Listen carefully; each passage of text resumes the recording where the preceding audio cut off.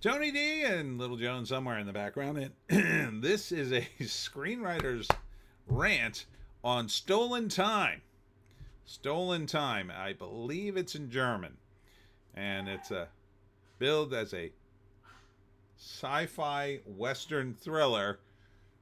It's my dog gagging in the background.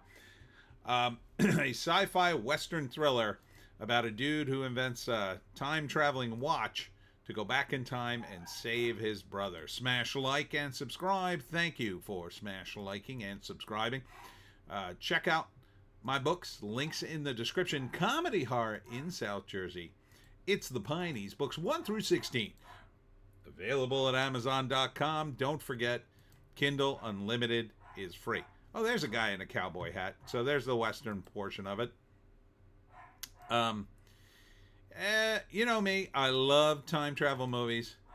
This one appears to have been shot on a very low budget in Germany.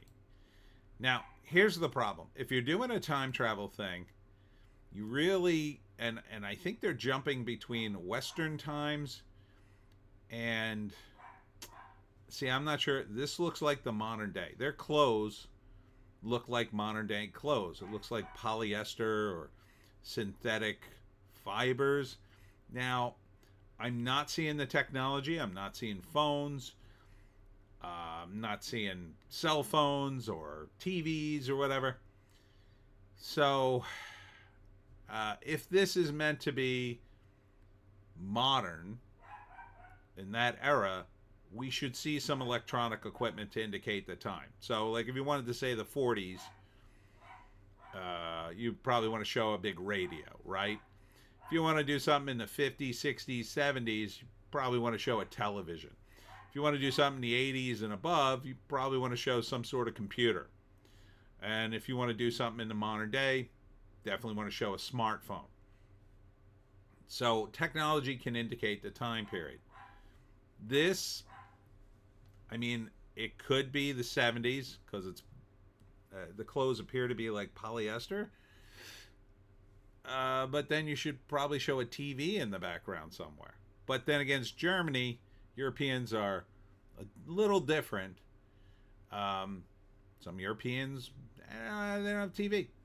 They don't have screen windows, apparently, in a lot of places in Europe. This is supposed to be more Western. It's pretty Western looking. The hat kind of throwing me off. Should be another cowboy hat, maybe. Here he is using the time travel device. I'm not sure if this is a good guy or a bad guy. It's not very clear. But at one point, the watch is damaged. See, here it is again. Like, her dress is clearly something in the modern era. Something in the that could be in 1970s. This looks like the 1970s to me. But again, for the 1970s, you'd need a TV, maybe an ashtray with cigarettes in it, something like that. So it's a little confusing, the time traveling aspect. These credits are in German. I have no idea who wrote this thing. And then at the end of the trailer, there's all these sponsorships, including Red Bull. And they all appear to be, I think they're in German. I think that's all in German. So I went to the IMDb. This is my second take of this, so I already read the write-up. And you could see the original name is Die Gestohlen Zeit, which stands for stolen time, I guess. John Parker mourns the loss of his brother Pete, while Jack the Madman, driven by anger, seeks revenge. Playing with time travel has consequences. Will time heal all wounds? It's not a great write-up, right? It doesn't really...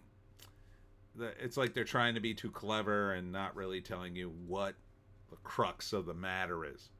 I do like the movie poster's kind of cool.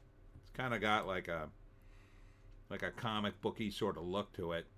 Stolen Time, Playing with Time Has Consequences. A film by Alexander, who assumes he's the writer and director. Oh, damn it. Alexander Baldreich. Yeah, that definitely sounds German. And a co-writer is Teresa Provin. So, a little too low budget. I think they're trying to Americanize it, so American audiences will watch it. But if you're gonna do that, I mean, some of this Western stuff looks cool, but I guess they shot it in Germany, because, I mean, I'm seeing wintertime in the Old West, but I'm not seeing, mountains and desert and that kind of thing. And then this, again, is really throwing me off. I mean, we have electricity, so it's probably not the early 1900s. But like this whole set screams the 70s to me, which would be fine. But throw in some cigarettes, throw in a television, or an old hi-fi or something, and then I'm like, okay, now I know where I am. Would I see it? I'd probably see it, because I love time travel almost as much as I love zombie movies. I like to see filmmakers try to, deal with time travel. In this, it's a pretty classic thing. You're going back in time to save someone, in this case, the guy's brother, but it has its consequences the moment he does that. Other events start happening, and it makes things worse, not better. So the first act, I think the watch is broken, and he gets this woman to help him fix it, so he can go back in time and save his brother. His brother's dead or just recently died. Not sure the exact circumstances, but so he goes back in time to save his brother, and then there's an implication on one of the lines here that he's really from the past. He traveled to the future to live, I guess, and then decides to go back to his era in the Wild West or whatever to save his brother, and I guess bring him forward in time. It sounds a little confusing. It's like, why wouldn't you just, I invented time travel, let me go get my brother and we'll go to the future or whatever. Like, why wouldn't you do that, relatively immediately? And what's the big deal? If you have a time traveling watch, as soon as you fix it, you go back to a point in time when your brother's still alive and say, hey, you're going to be killed, you moron. Come with me. We'll go to the future and live in the 70s on really ugly furniture. And then, but because of what he does, I guess he tries to kill the guy who killed his brother. And then I think that guy ends up getting a watch somehow. So it's a little bit like Time After Time, if you've ever seen that movie.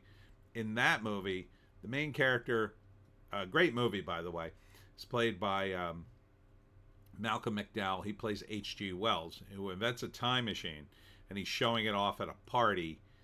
And this is during the era of Jack the Ripper. And one of the guys at the party, it turns out, is Jack the Ripper. Nobody knows who he is. And after he's being chased, Jack the Ripper, I think he breaks into his place and then uses a time machine to go forward in time.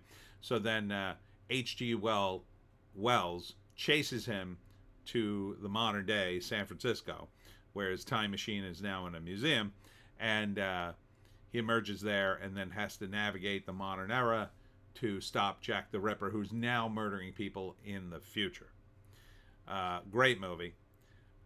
This movie could learn from that movie in that there's a stark contrast between H.G. Wells' time and the modern day of San Francisco, which I think that was shot in the 80s. So you need a little bit, like this scene, this set is screaming for something modern to really make it work. The lamp is not enough.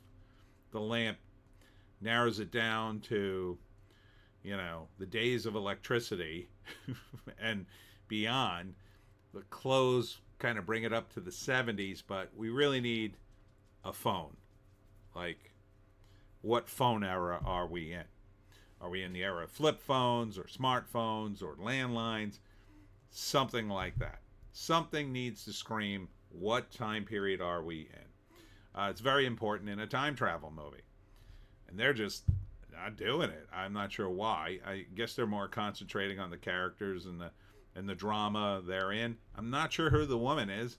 I mean, I know it's his brother, him, and a guy named Jack the Madman, but I mean, well, who is she? Why does he go to her to help fix the watch? So the trailer really isn't giving me enough info here. I don't expect it to be any good.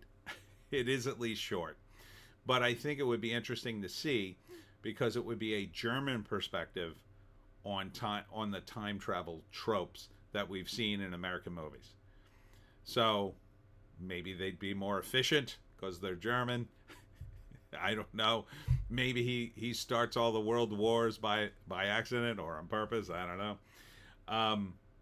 It just would be very interesting to me to see other cultures trying to make films about similar themes that we've had here. And again, I like time travel. I like to see how people try to suss through it. It's really hard. It's really hard to do a time travel thing. I've done it. I love doing it. But I think you need a very specific, concept for it. And you really got to think about a time travel movie. If you're doing a time travel thing in your screenplay, you got to really think about it. Okay? You gotta cover all the bases. Why doesn't he go back in time further and stop everything ahead of time? Why doesn't he go back in time and stop himself from inventing the time machine if it causes so many problems? Like all that stuff you gotta think about. And it'll impact what you do. I worked on a story, I haven't finished it yet, but I wanted to do an action comedy time travel thing. And part of the premise is it's a very similar thing. Guys trying to stop a criminal in time.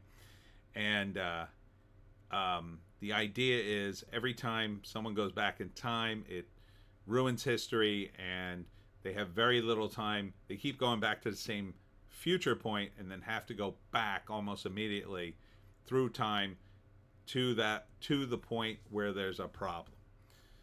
And there's sort of a forced time limit, if you will, in order to push the action forward like at a crazy rate. This seems very slow, low energy. The costumes on the Western guys seem fine. Could have used like one set in the Western era, maybe like a stable or a barn. I mean, something like that. I guess in Germany they don't really have that. Would have looked too German, maybe, if it's supposed to be the American Southwest. Or is it supposed to be a Western time in America or Germany? Or I'm not sure. But I don't know if I could recommend a movie like this. I think it would be slow and plodding and weird to American audiences, even though they're trying to draw you in, I think, with the Western part of it. But, if you're a movie head like me and you like time travel, it just might be one to put in your collection and your brain just to say, oh, I saw this crazy German time travel movie. Anyhow, yeah, Stolen Time. I'm sure it's going to be on streaming at some point. And that's it for me, Tony D, and Big Mouth Little Joan in my front room, screaming her head off. I don't know what. Oh, now she walked back into the room. Hi, Joan, you big mouth. Thanks for tuning in. Thanks to all who came out to Busby's Eatery and General Store last night. We had an amazing time. I made a members-only video about it. If you want to hear the behind-the-scenes mild controversy, not with any of the customers or the staff, of course, but something else entirely. And you could hear about my, playing with an injury. But man, Busby's was amazing, and we're gonna do that again at some point in the future because it was a sold out crowd. I sold out Busby's, and it's the capital of the Pines, so I couldn't have been happier to do that. Next up for me is next Saturday, the 9th. I will be at the 13th Child Brewery from 11 to 2 for the Harvest Festival, and then Sunday I'll be back in Tom's River for the Elk Slod Show. Hope to see you there. We'll see you in the next one.